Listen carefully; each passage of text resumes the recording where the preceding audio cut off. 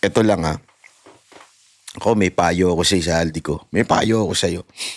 May payo ako sa'yo.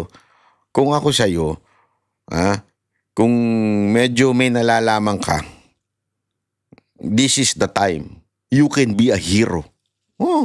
Susuportahan kita. You can be a hero. Sabihin mo lahat ng nalalaman mo.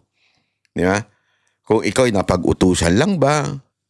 Ay kung ikaw ay may alam sa mga nangyari dyan sa flood control project, sa ng depensa, to may bayad sa kakadepensa nyo? Hindi ako, nagtatanong lang ako Bakit kayo depensa ng depensa?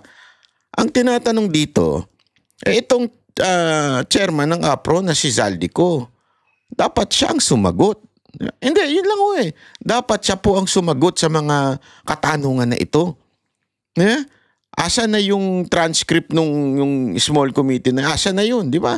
Bakit wala kang hindi ko maintindihan Ito, ay napakagaling ng media. Hindi, isipin nyo, napakagaling ng media. Bakit di nila matanong si Zaldico? Ano to, hindi na pumapasok sa kamera? O hindi nyo nakikita? Hindi, kasi hindi ko mag-gets yun Si Zaldico lang makakasagot nito. O siguro yung kanyang boss na si speaker. Pero ni isang media walang nag-interview kay Zaldico, ni isang media walang nag-interview kay speaker tungkol sa mga ganitong issue. Bakit? Hindi, question lang sa mga media. Bakit? Kayo ba ay merong nakatapal sa mga mata ninyo tsaka sa mga bibig ninyong bilyon-bilyon, milyon-milyon? Kaya hindi kayo makapag-interview? Ano ba talaga? Don't tell me na pumapasok yung mga yan. Isang bihira naman, Yung COMSEC last Congress, di ba? Yun lang naman kung sinabi lang wala, we will just have, abante naman tayo, hindi naman tayo magtatagal dun sa question na yun at ang susunod na sasabihin ko, patawag na lang si Congressman Zaldico. Yun lang naman di ba? Oo. Kasi imposible naman, DJ, sige po, imposible naman si Zaldico, wala siyang maipapakita. Di ba? Paano nagkapalit-palit yung items doon sa budget? Kasi di ba alam naman ni Ted yan simula bukas, ang tatanong na namin sa mga ahensya, paano nyo ginastos yung mga pondong inilaan sa inyo nung isang taon.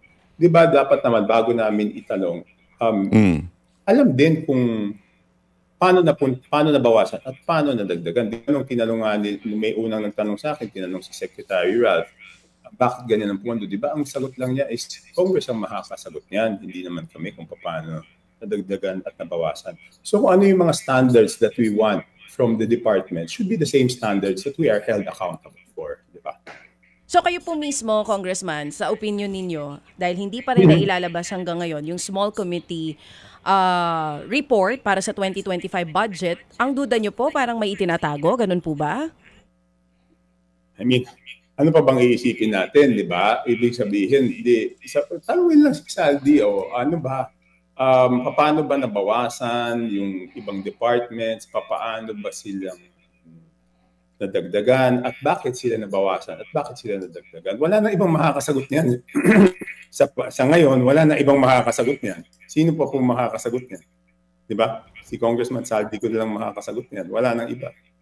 Congressman, tama po, kasama rin po kayo nung nagkaroon ng...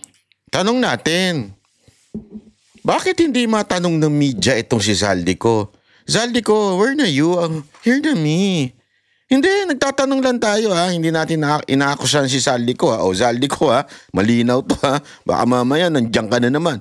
Hindi kita inaano dyan Kasi ito ewan ko kung may ewan, basta medyo may pagkaano ito tayo nagtatanong lang, Zaldico, bakit di mo sagutin? Lumabas ka.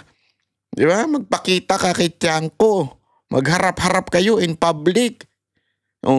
Di ba? Sa mainstream media, magpa-press con ka. Hayaan mo matanong ka. Ba't di ka nagsasalita dyan? Alam mo, ito lang Ako may payo ako sa Zaldico. May payo ako sa'yo. May payo ako sa'yo. Kung ako sa'yo, kung medyo may nalalaman ka, this is the time. You can be a hero. Susuportahan kita. You can be a hero. Sabihin mo lahat ng nalalaman mo. Di ba? Kung ikaw ay napag-utusan lang ba? Ay kung ikaw ay may alam sa mga nangyari dyan sa flood control project. Kasi di ba naalala ninyo pagka yung yung anong tawag dun sa witness, di ba? Pwede ka maging star witness basta hindi ikaw yung pinaka-guilty, di ba? Hindi ko sinasabing guilty si Saldico wala tayong sinasabi. Wala namang crime dito na inaakusa sa inyo etong si Tiangco. Pero gusto mong maligtas. Kasi ano ito lalabas at lalabas na ito. Hindi na ito maiiwasan. Talagang wala na, dire-diretso na ito sa tingin ko yung ginagawa ng Senado, ginagawa ng Kamara, etong si Tiangco, talagang mabubuking na. Mabuti pang mauna ka nang magsalita.